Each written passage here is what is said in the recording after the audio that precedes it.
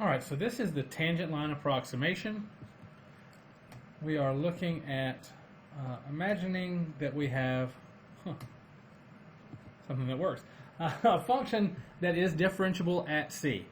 Now the equation for the tangent line at that point, right, we're talking about the x and y, c f of c, can be given by putting it into point slope form. Y minus y1 equals m times x minus x1. Now remember, in this case, m is just the derivative, x1 is c, y1 is f of c. So by moving the f of c over, we get this nice handy equation for a tangent line approximation. Now this is not something you have to memorize. You can derive it from point slope form every time, but either way, make sure you can get it.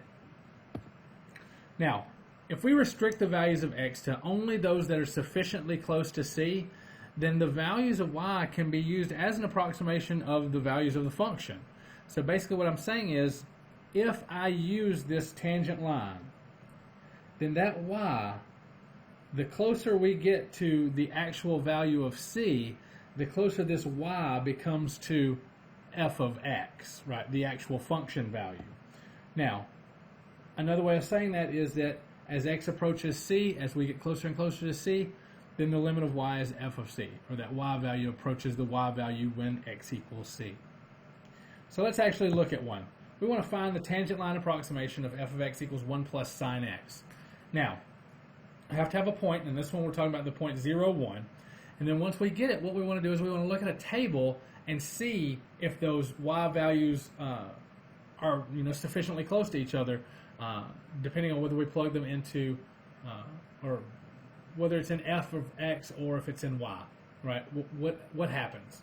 So first off, let's start by saying, okay, I know that we're looking for f of c plus f prime of c times x minus c, right? This is the value that we're looking for, y equals. Put my y equals. So we've got f. We know that c is going to be 0, right, because that's the x value of that point. We need to find the first derivative. So what's the first derivative of 1? Well, that's just 0. Derivative of sine is cosine.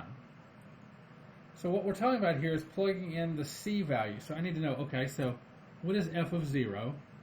What is f prime of 0? So if I plug in 0 here, I get 1 plus sine of 0, but sine of 0 is just 0, so that's just 1. F prime of 0, we plug in 0 into cosine, we get 0 plus cosine 0. Well, cosine 0 is still 1, so it's just 1 again. So over here, we're going to say, okay, y equals 1 plus, because 1 is f of c, f of 0. F prime is 1 as well, x minus c, but c is just 0, right? So we wind up with y equals 1 plus x. There's your tangent line approximation. So what I want to do is I want to look at a table. And I'm going to pick points that are close to x equals 0 on both sides and see if indeed we are approaching the same value here. Alright, so check it out. If I plug in negative 0.5, then my function is 0.521 and my y is 0.5. That's really close. That's close within 21 one-thousandths, right? So that's a pretty good approximation, but look at what happens if we get a little closer. If we plug in negative 0.1, then all of a sudden we are within, what is that, 2 ten-thousandths? And over here, if we plug in negative 0.01, we're within 2 ten-millionths. So the closer we get, the closer these values get to each other. We know at 0 they're both equal to 1. That's not what we're checking on. We're not seeing where these... I'm not asking if these values are both coming to 1. We know they're going to both be coming to 1. What we want to know is, how good approximation is it? Right? That's what I'm looking at. And if we look at an actual picture of the graph, we can see that that line approximates pretty good on a pretty decent size interval, right?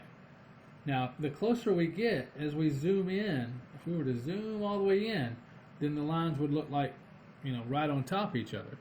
So that just shows you that the closer you get to the value, the closer the approximation. So if you have any questions about the tangent line approximation, please just shoot me a reminder or ask a question in class.